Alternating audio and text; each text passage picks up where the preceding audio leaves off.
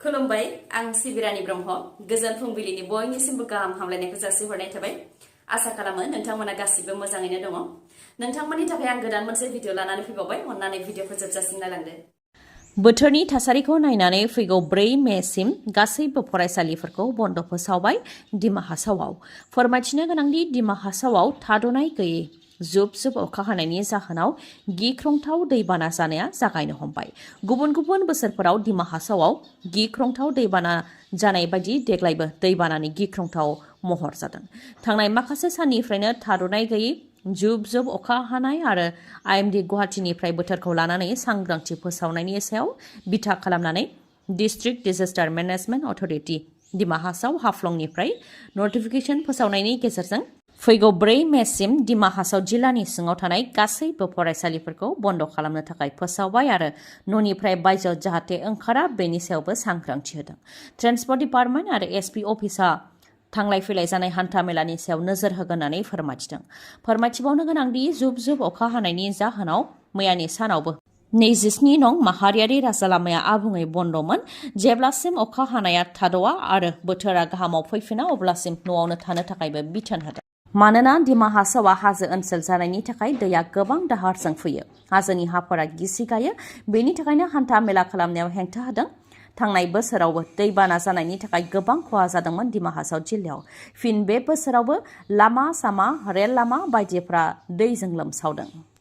बिसायख'थिनि सिगां बिटिआरआव बम मोनदों चिरां जिल्लानि बासुगावआव चाम्पा दैमानि साखाथियाव बालायाव फबनानै दोननाय थासारिनिफ्राय बोखांनो हादों बम बे बिसायख'थिनि समाव फिन दुंहाव थासारि खालामनो नाजादों नामा माखासे दुथां सुबुंफोरा चिरां जिल्लानि एसपिआ खौरांगिरि मेलनि गेजेरजों फोरमायथिनाय बायदिब्ला चिरां जिल्लायाव माखासे समनिफ्रायनो रां दाबि दावा खालामनाया बांदों KLOनि सोद्रोमाफोरा फालांगिरिफोरनाव रां दाबिगासिनो दं बेखौ लानानै फालांगिरिफोरा पुलिस थानायाव खौरां होफैगासिनो दंमोन जायनाखि फालांगिरिफोरा KLOनि सोद्रोमाफोरनो रां दाबिनायखौ हराखै बा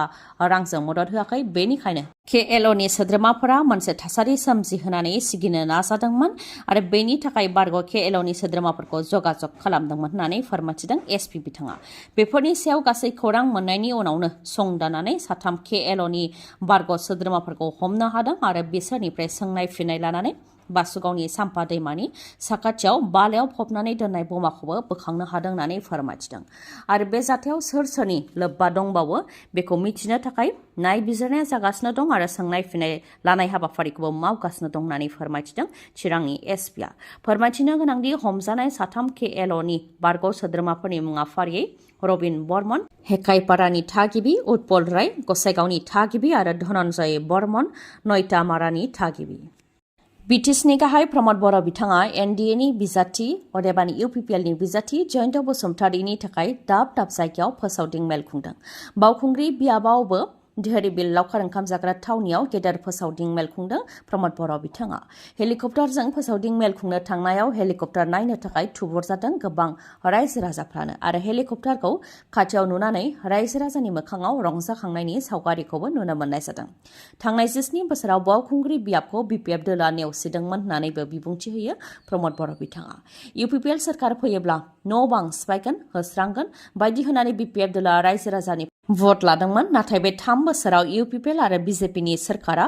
रायजो राजाफोरनो अननाय आरो मान सन्मान होदों होननानै प्रमद बर' बिथाङा बुंथियो लोगोसे बयखौबो लोगोआव लानानै आवगायलांनायनि प्राइम मिनिस्टार नरेन्द्र मदि बिथांनि जि मोन्थोर आरो आसामनि गिबि मन्थ्रिनि भिजन आरो BJP आरो UPPLनि मिशनजों रायजो राजाफ्रा गोबां मुलाम्फा जादों बेनिखायनो क'क्राझार लकसभा बियाबाव जयन्त बसुमतारीया गोबां भट मोननानै देरहासार जानो हागोन होननानैबो दाबि खालामो प्रमद बर'आ थांनाय 17 बोसोर BPF खुंथायनि सायाव गाग्लोबनानैबो बिथाङा बुंथियो दि बिटिआरआव दा गोजोन फैबाय सिगांनि सोरखारा गोजोन लाबोनो थाखाय गोसो गैयामोन दा UPPL आरो BJPआनो रायजो राजानि जेंनाखौ सुफुंनो हागोन बेनि सायाव फोथायनाय फैबाय भारतनि नोगोरारि हिसाबै गासैबो मोनथाय जेरै हानि मोनथाय आरो संबिधाननि मोनथाय बेफोर गासैबो जेंनाखौ सुस्रांगोन होननानै रादाय होयो प्रमद बर'आ बेनि अनगायैबो फोरमायथिबावदों दि बे 3 बोसोराव 1,14,000नो हानि पाट्टा होबाय 2 लाखनि गोबांनो PMAYनि गेजेरजों न' होबाय जल जीवन मिशननि गेजेरजों गामि गामि लोंनाय दै अरुणोदय रेशन कार्ड बायदिनि गेजेरजों मुलाम्फा मोननो हादों BTC सोरखारा बे 3 बोसोराव 6,000नो साख्रि होबाय होननानैबो बुंथियो प्रमद बर'आ जाय समाव UPPL आरो BJP सोरखारा 6,000नो साख्रि होनो हादों होननानै दाबि खालामदों बे समाव चौकीदारनिबो साख्रि होनो हायाखै होननानै अजद होदों BPFनि MP बिजाथि खाम्फा बरगयारिया बिसायख'थिनि फोसावदिं मेल खुंनानै UPPL आरो BJPनि सोरखारखौ थांखिनानै UPPLनि सायाव गाग्लोबदों खाम्फा बरगयारिया BJP दोला UPPLजों लोगो जानानै सोरखार सालायनानै गोरोन्थि खालामदों मानोना बे 4 बोसोराव BJPआ जेरैबायदि लुबैदोंमोन बेबायदि UPPL दोला खामानिखौ मावनो हायाखै UPPLनि दैदेनगिरिफोरा रांनि थफ्लानि सायाव उन्दुनायनि सावगारियासो भाइरेल जादों बेनि सायावबो प्रशासना जेबो राहा लायाखै नाथाय जोंनि लाइमोनफ्रा बबेबा दोलोनि हेंथा खोथा बुङोब्ला प्रशासना एरेस्ट खालामो होननानैबो बुंथियो खाम्फा बरगयारिया बेनि अनगायैबो UPPL दोला देहा फाहामसालि गंसेबो लुनो हायाखै होस्रांदों बर'फोरखौबो होस्रांदों होननानैबो बिबुंथि लाखिबावो खाम्फा बरगयारिया बेखि दैयाव दुगैनो थांनानै थैनो गोनां जादों 3 लोगोआ मानास माहारियारि हाग्रामायाव बेरायनो थांनानै बेखि दैमायाव दुगैदोंमोन 3 लोगोआ नाथाय दैयाव दुगैनायनि उनावनो गोमादोंमोन 3बो गोबां नागिरनायनि उनाव सासेनिल' गोथै देहाखौ मोननो हादोंमोन नाथाय दा गासै 3निबो गोथै देहाखौ मोननो हानाय जाबाय दैयाव दुगैनानै जिउ खोमानांनाय 3 सुबुंफोरनि मुङा फारियै दिलीप साहा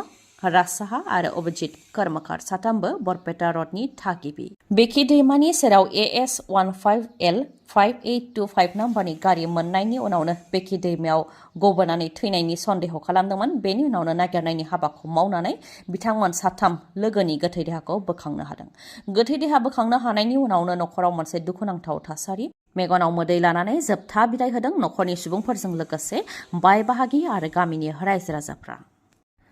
खाम्फा बरगयारिया MP देरहानानै पार्लियामेन्टआव NDBफोरखौ उदां खालामनांगौ होननानै बुङोब्लानो गाबोननो NDBफोरा उदां जागोन बे खोथाखौ फोरमायथिदों बारग' NDBनि सोद्रोमाया जायनाखि 3थि खोलोबनि लकसभा बिसायख'थिनि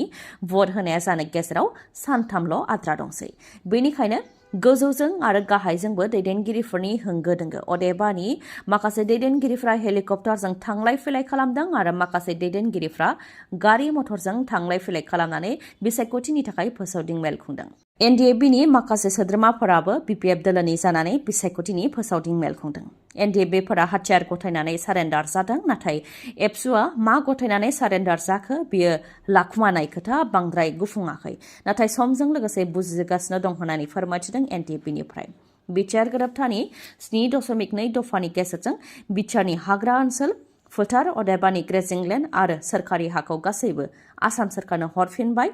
जायनि थाखाय एक्सनिया हा आरो थौसि हानि थाखाय खाजोनाखौ लाला नोंथांमोननि बेफोर हाखौ नोंथांमोननाव सोङालासेनो आसाम सोरखारनो हरफिनबाय होननानैबो फोरमायथियो आरो बेफोर हाखौ लानायनि आन्दोआव आसाम सोरखारनाव आलादायै सिमां दं दिखा आयेननि गेजेरजों गुबुन हादरनि हिन्दुफोरखौ लाबोनायनि जि आयेन लाबोदों बिथांमोनखौ बेफोर हायावनो दोनफैनायनि सोलो खालामदों बेनिखायनो हाखौ आसाम सोरखारा लाग्रोदों होननानैबो फोरमायथियो BPF दोलोखौ देरहाहोआब्ला जों गिनो गोनां दं होननानैबो बुंथिबावो बिथांमोनहा BPFआ 1 इन्सिबो हा एंगाराखैमोन आरो बर'फोरखौ होस्राङाखैमोन होननानैबो बुंथियो लोगोसे बुंथिबावोदि थांनाय 10 बोसोर MP खोमानानै लानो गोनां जादों बर'नि MP गैयिनि थाखाय दिनै NDBफोरा उदां जानो हायाखै आरो MP गैयिनि थाखायनो हम मिनिस्टार आरो प्राइम मिनिस्टारखौ लोगो हमनो हायाखै होननानैबो बुंथियो बिथांमोनहा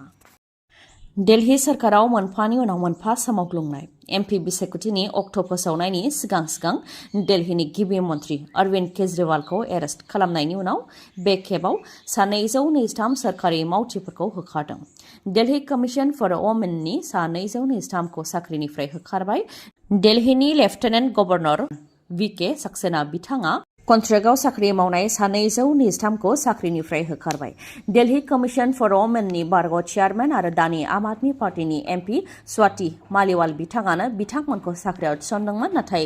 जेबो गनायथि लायालासे एपइन्टमेन्ट होदोंमोन होननानै 223 कन्ट्रेक्चुएल साख्रियाव मावनायखौ होखारबाय साख्रिनिफ्राय होखारनायनि हेंथा खुद्रिदों MP स्वाति मालिवाल बिथाङाबो मानोना जोबोद थै आरो गोलोमदैनि गेजेरजोंसो दिल्ली कमिसन फर वुमेनखौ दानाय जादोंमन 223खौ साख्रिनिफ्राय होखारनायनि उनाव दा 90ल' स्टाफ दंसै बेनि मादावबो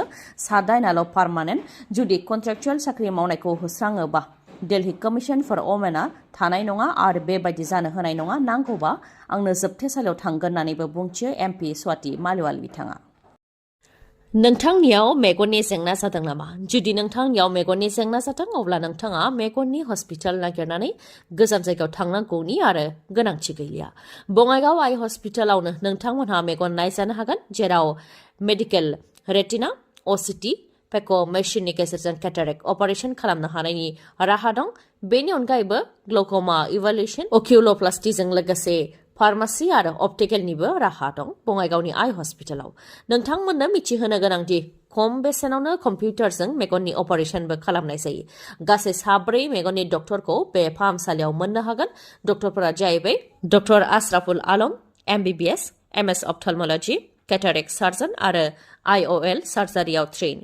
doctor Kishore Pal, MBBS, DO, cataract and glaucoma specialist. Doctor Payal Singla,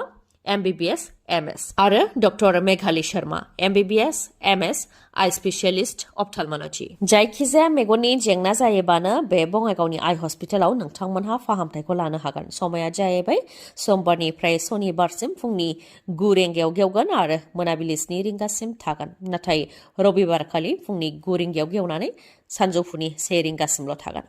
चापागुरि र'डआव थानाय लवार आसाम हस्पिटालनि उल्था दिगाव थानाय बास स्टेन्डनि उनथिंजाय अदेबानि सोनाबहानो मोननो हागोन बङाइगाव आइ हस्पिटालखौ। नोंथांमोनहा मानिबा सायाव खौरां लानोबा 6900949900 नङाब्ला 0366435659 बे नाम्बारावबो खौरां लाहरनो हागोन। गोजोन्थों। दिनैनि भिडिअआ एसेनोसै। गाबोन फिन लोगो मोनफिनबावगोन। नोंथाङा जुदि आंनि भिडिअखौ मोजां मोनदोंबा लाइक, कमेन्ट आरो शेयार खालामनो दाबाव। गोजोन्थों।